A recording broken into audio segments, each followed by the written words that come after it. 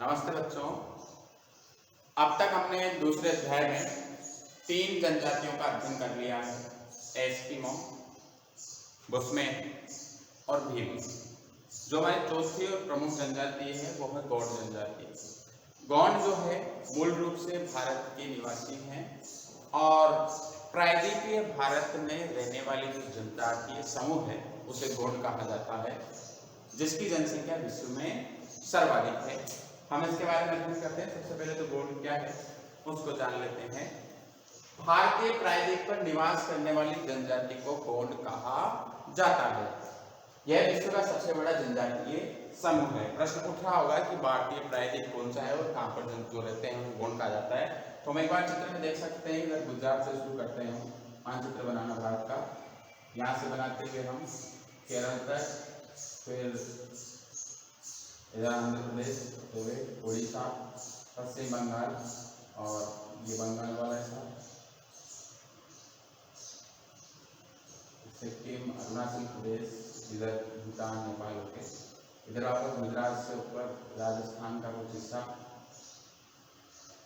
पंजाब, हरियाणा ऊपर तक, ये जम्मू कश्मीर का कुछ पार्ट, लेह लद्दाख वाला कुछ पार्ट और ये इधर श्रीलंका।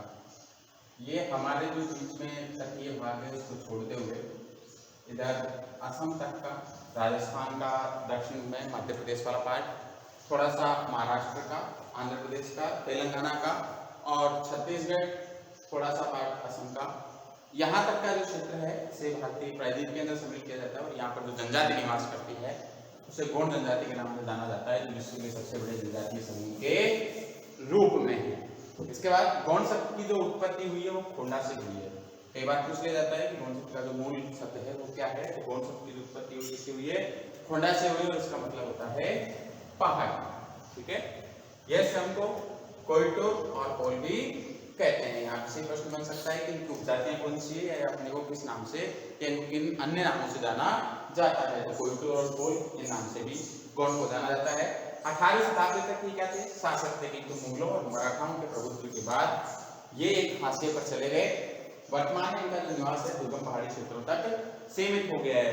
मध्य युग में 16वीं शताब्दी से लेकर 18वीं शताब्दी तक ये एक प्रकार से राजा महाराजाओं की तरह इस क्षेत्र के ऊपर शासक के रूप में रहते थे। लेकिन जो जो मराठा और मुगलों का आधिपत्य बढ़ता गया, उनकी शक्ति में विस्तार होता गया, तो ये लोग जो है एक प्रकार से इनके ऊपर अत्याचार होने लगे और ये लोग अपने राजपाट को छोड़कर जंगलों के अंदर एक जनजातीय जीवन जीने लगे।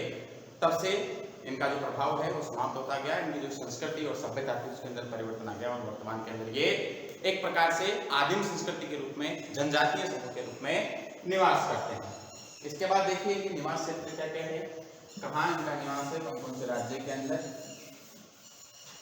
गौंड जनजाति भारत में मध्य प्रदेश, छत्तीसगढ़, झारखंड, तेलंगाना, महाराष्ट्र, उड़ीसा और असम राज्य में सतपुड़ा पहाड़ी, मैकाल श्रेणी, सोन, देवगढ़ उच्चभूमि, बस्तर पठार और गड़जट पहाड़ियों में रहते हैं। भारत के मध्यवर्ती जो भाग है, प्रायद्वीपीय भारत का जो भाग है उसके अंदर जनजाति जो है मुख्य रूप से रहती है। यहाँ की जो भौगोलिक दशाएं किस प्रकार की, निवास क्षेत्र की जो पहाड़ियां उनकी औसत ऊंचाई 600 से लेकर 900 मीटर तक पाई जाती है। इन क्षेत्रों में नर्मदा, ताप्ती, सोन, महानदी, गोदावरी का उद्गम हुआ है। यहाँ सघन वन पाए जाते हैं। ग्रीष्मकाल में तापमान 40 डिग्री सेंटीग्रेड तक और औसत वार्षिक वर्षा जो 120 सेंटीमीटर से लेकर 160 सेंटीमीटर के मध्य होती है। देखिए जो लोग ये क्या है कि वैसे पर्वतीय क्षेत्रों में रहते हैं। पर्वतीय क्षेत्रों में या दुर्गम वनों के अंदर इसलिए निवास करने लगे कि जब मराठा और मुगलों का प्रभाव पड़ा तो इन लोगों के ऊपर अधिक अत्याचार होने लगे और स्वयं की सुरक्षा के लिए ऐसे क्षेत्रों में चले गए जहाँ पर कोई आसानी से आ जा नहीं सकता। तो वो जो उस समय के जो ऐसे क्षेत्र थे वो या तो पर्वत थे या फिर घने वन वाले क्षेत्र थे। जहाँ जहाँ इनका विस्तार था वहाँ लोग जाके क्या रहने लगे। इसके बाद इनके जो आर्थिक क्रियाकलाप है वो किस प्रकार के, इन पर देख लेते हैं।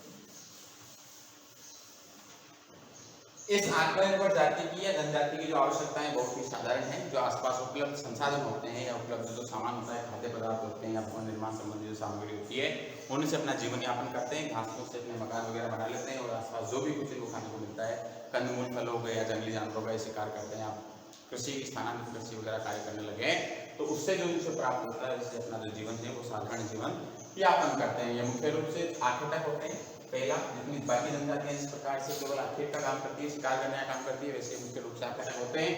दूसरा ये जूमिंग कृषि करते हैं। जूमिंग कृषि एक स्थानांतरित कृषि का दूसरा नाम है। इसके अंदर क्या होता है कि 2 या 3 साल के लिए किसी एक वन क्षेत्र को साफ किया जाता है, वहां पर कृषि कार्य करते हैं, और जो ही उसकी उपजाऊ क्षमता खत्म होती है उस क्षेत्र को प्रति क्षेत्र छोड़ दिया जाता है और किसी अन्य क्षेत्र के अंदर जाकर वहां के वन को साफ करके वहां पर कृषि कार्य किया जाता है। ऐसा ये लोग करते हैं। वनोत्पाद संग्रहण करते हैं। ये वनों के अंदर रहते हैं, जंगलों में रहते हैं, तो यहाँ से जो इमारती लकड़ी होती है, गोंद वगैरह होता है, या जानवरों के जो कुछ खाल वगैरह होती है, मृत जानवरों की, या फिर कंदमूल फल होते हैं, और भी औषधीय जो होते हैं, उन पादपों का संग्रहण करते हैं और आसपास के बाजार में बेचते हैं। पशुपालन भी करते हैं, जहाँ एक हो गए पशुओं का केवल शिकार करते हैं। धीरे धीरे इनका जो है संस्कृति के अंदर उनके रहन सहन में परिवर्तन आया, तो पशुओं को मार काटने की जगह उनका शिकार करने के लिए उनके स्थान पर उनका पशुपालन भी करने लगे और नस्ल पकड़ने का कार्य भी लोग करते हैं। आसपास इतनी सारी नदियां बहती है, हमने पढ़ा अभी नर्मदा, ताप्ती, सोन वगैरह, तो ये नदियां अगर वहाँ पे बहती है तो उनके अंदर जो पानी होता है उससे मछली पकड़ने का कार्य भी करते हैं। दीपा कृषि, स्थानांतरित कृषि के 2 प्रकार हैं। जूमिंग कृषि करते हैं, इसी के प्रकार कौन कौन से हैं? दीपा कृषि, जूमिंग। स्थानांतरित कृषि का एक प्रकार है, इसमें 2 या 3 वर्ष के लिए कृषि करने के बाद उसे पड़ा छोड़ दिया जाता है। और पेड़ा कृषि तीव्र पहाड़ी ढलानों के ऊपर सीढ़ीदार फसलों पर की जाने वाली कृषि है। हमने भी यहाँ देखा कि औसत जो वार्षिक वर्षा है वो 120 सेंटीमीटर से लेकर 160 सेंटीमीटर तक होती है। मतलब वर्षा का प्रतिशत जो है वो भारत के औसत प्रतिशत से ज्यादा है। तो ये लोग यहाँ पर पानी की अधिकता होती है, पहाड़ी क्षेत्र है, इसलिए पानी जो है जमीन ज्यादा उसको सोच नहीं पाती है, तो पानी बहता है। यहाँ पर ये पहाड़ी ढालों पर रहते हैं, तो यहाँ कृषि कार्य करने के लिए पहाड़ी ढालों को जो है सीढ़ीनुमा रूप के अंदर संचार कर लेते हैं और वहां पर कृषि कार्य करते हैं। हम चित्र के माध्यम से समझ सकते हैं कि किस प्रकार से स्थानांतरित कृषि करते हैं। ये लोग जूमिंग कृषि करते हैं। ये कोई वन क्षेत्र था, यहाँ पे जितने भी पेड़ पौधे वगैरह थे उनको काट लिया गया है और इसको एक प्रकार से वीरान क्षेत्र कर लिया है। यहाँ पर अब ये कृषि कार्य करेंगे 2-3 साल के लिए, और जो इसकी उपजाऊ क्षमता खत्म होगी इसको छोड़ देंगे और फिर कृषि अन्य क्षेत्र के अंदर कृषि कार्य करने लगेंगे। हम चारों चित्रों के माध्यम से देख सकते हैं। अगले चित्र में हम इनके आर्थिक क्रिया आपको देख सकते हैं किस प्रकार ये वनों के जो उत्पाद है वो संग्रहण करते हैं। महिला चित्र दिखाया गया है जो वनों से कुछ उत्पाद संग्रहण कर रही है, और एक गौण जातीय व्यक्ति को दिखाया गया है जो आखेट करता हुआ नजर आ रहा है तीर कमाने के माध्यम से। आखेट देखो, वैसे तो भारत के अंदर जो राजकीय नियम है उनके अनुसार आखेट करना जो है प्रतिबंध है। भारत में आखेट करना राजकीय नियमानुसार निषेध है, फिर भी कुछ मात्रा में वन्य जीवों का शिकार करते हैं। धीरे धीरे शिकार का स्थान कृषि कार्य ने ले लिया है। अब ये जनजाति कर्षक बन गई है। जहां मूल रूप से ये पहले आखेटक थे उस स्थान पर अब ये कृषि कार्य करने लगे हैं, और जो ये जनजाति पहले एक प्रकार से शिकारी जाति के रूप में थी, अब ये किस प्रकार की हो गई है? कृषक जाति बन गई है। इनका जो भोजन होता है उसमें कोंदू और कुटकी जैसे 2 स्थानीय अनाज दोनों के मुख्य खाद्यान्न हैं। उत्सव और त्योहार पर चावल बनाते हैं। महुआ से बनी शराब और धूम्रपान का सेवन करते हैं। शिकार में बलि के लिए जानवर का मांस भी खाते हैं। साथ ही इन लोगों के यहाँ पर नर बलि देने का भी प्रचलन में है। देवी को या किसी को जो है कुछ करने के लिए, उसकी पूजा के लिए नर बलि देते हैं। दूसरा, जब ये मकान बनाते हैं, आवास बनाते हैं, तो वहां पर भी शुभ मुहूर्त निकाल के बलि देकर वहां पर नए भवन का निर्माण करते हैं। इनके वस्त्र और आभूषण हम देख सकते हैं। उष्ण व उपोष्ण कटिबंध में निवास करने के कारण प्राय सूती वस्त्र पहनते हैं। देखिए यहाँ ध्यान में भी थोड़ी समय पहले पढ़ा भौगोलिक परिस्थितियों में कि यहाँ पर जो तापमान है वो 40 डिग्री सेंटीग्रेड तक होता है गर्मियों के अंदर। तो वहाँ पर जब इनको तापमान ज्यादा होता है तो गर्मी भी ज्यादा होगी, तो वहाँ पर अन्य कपड़े पहन नहीं सकते, तो क्या पहनते हैं? सूती वस्त्र ये पहनते हैं। पुरुष धोती और स्त्रियां साड़ी पहनती है, चोली पहनती है। स्त्री पुरुष दोनों चांदी और एल्यूमिनियम के अलंकार आभूषण पहनते हैं, गहने पहनते हैं। महिलाएं कांच की रंग बिरंगी चूड़ियां और पोटियों से बनी मालाएं पहनती है। स्त्रियां अक्सर शरीर पर गोदना गुदवाती है। शरीर के ऊपर अनेक प्रकार की जो स्थायी एक प्रकार से जो आकृतियां हैं वो ये बनवा लेती है। हम अगले चित्र में देखेंगे किस प्रकार से बनाती है।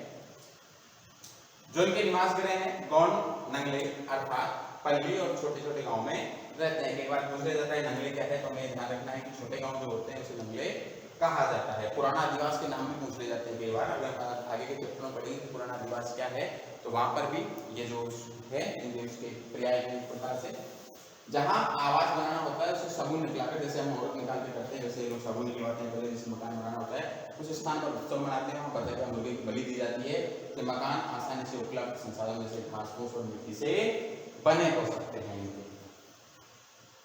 अगले चित्र में हम इनकी जो वेशभूषा है उसको देख सकते हैं कि मकान किस प्रकार के होते हैं। देखिए घास फूस और मिट्टी से इसकी दीवारें बनी और घास फूस के ऊपर जो है इसके ऊपर छप्पर डाल रखा है और लकड़ियां वगैरह आसपास में जो पत्थर है उन्हीं से इन्होंने क्या कर रखा है, मकान बना रखा है। गले के अंदर ये जो है चांदी या एल्यूमिनियम के जो हैं वो पहन रखे हैं, हाथ के अंदर काली की चूड़ियां में देखने को मिल रही है और गले के अंदर जो कोड़ी होती है उसकी जो मालाएं हैं वो भी पहनते हैं। शरीर के ऊपर महिलाएं गोदना गुदवा दी है, चित्र के माध्यम से हम देख सकते हैं।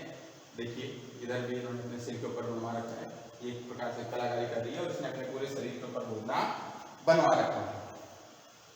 इनके औजार और बर्तन किस प्रकार के होते हैं? इनके औजार बहुत साधारण होते हैं, स्थानीय कारीगरों के द्वारा बनाए जाते हैं। स्थानीय लोहार फालिया, खुरपी, फावड़ा, दराती, कुल्हाड़ी, तीरों आदि की नौकें बनाते हैं। लकड़ी का सामान स्वयं बना लेते हैं। समाज और संस्कृति ये पितृसत्तात्मक समाज में रहते हैं। अब तक हमने जितनी भी जनजातियों के बारे में पढ़ा लगभग वो सभी किसके अंदर रहती है? पितृसत्तात्मक समाज में ही रहती है। पिता की मृत्यु के बाद संपूर्ण संपत्ति उसके पुत्रों में बांट दी जाती है। सबसे बुजुर्ग पुरुष परिवार का मुखिया होता है।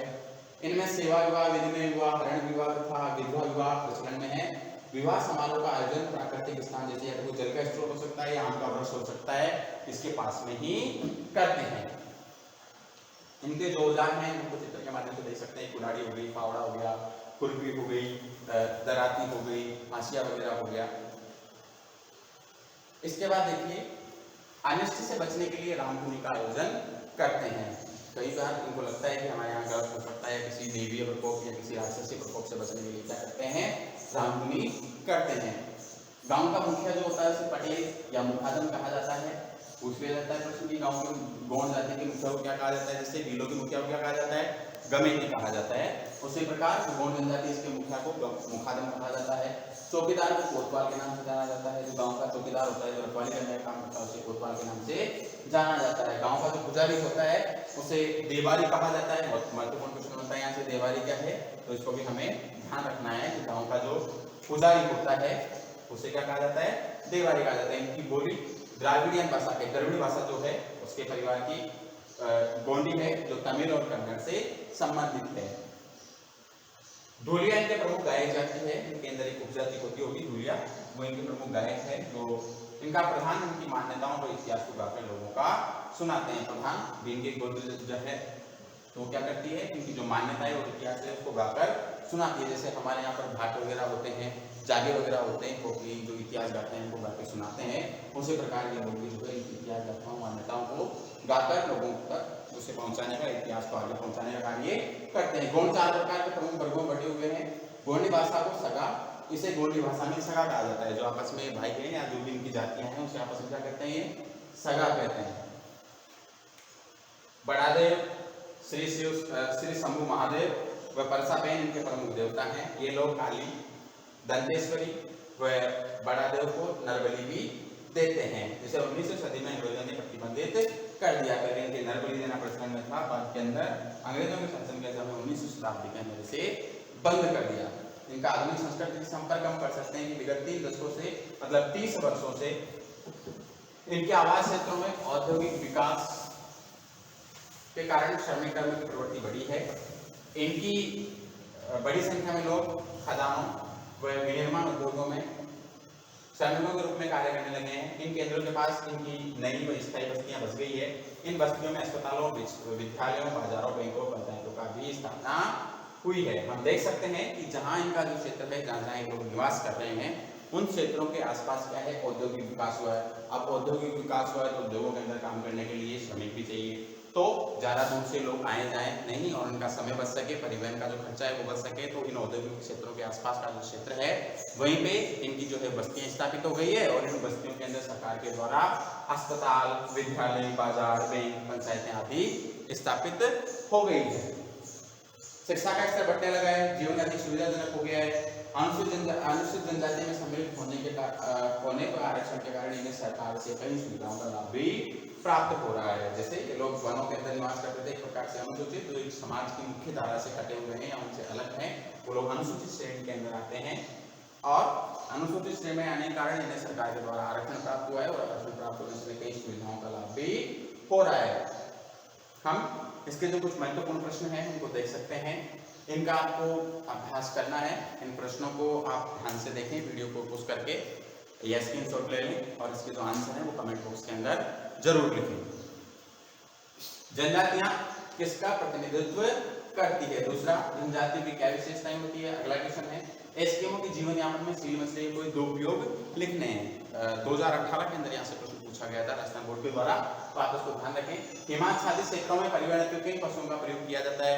एस्किमो जनजाति जिन पशुओं का उपयोग करती है अपने परिवहन के लिए, उसके बारे में हमें लिखना है कि कौन कौन से पशुओं का प्रयोग करती है।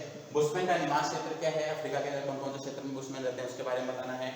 बुशमैन जनजाति की शिकार की विधियां कौन कौन सी है? जैसे उस शिकार की उनकी 4-5 विधियां हैं, विष पिलाकर या गड्ढे में गिराकर, कीचड़ में फंसाकर, जिस प्रकार से भी शिकार करते हैं वो आपको लिखना है। भील कहाँ निवास करते हैं ये भी आपको लिखना है। 4 राज्य भारत के इसमें रहते हैं। कयाक क्या है ये भी आपको बताना है, एस्किमो जनजाति से संबंधित है। गोंड जनजाति के निवास क्षेत्र है ये भी आपको बताना है, मध्य भारत के अंदर कहाँ कहाँ ये लोग रहते हैं। एस्किमो का क्या अर्थ है ये भी आपको बताना है, कच्चा मांस खाने वाला। बुशमैन का संबंध किस प्रजाति से है? दीपा और पेंडाकसी। अभी थोड़े समय पहले हमने पढ़ा है दीपा और पेंडाकसी क्या होती है, किस जनजाति द्वारा की जाती है। माओपाक का शाब्दिक अर्थ क्या होता है? गमेती से आप क्या समझते हैं, और पाल और फला क्या है?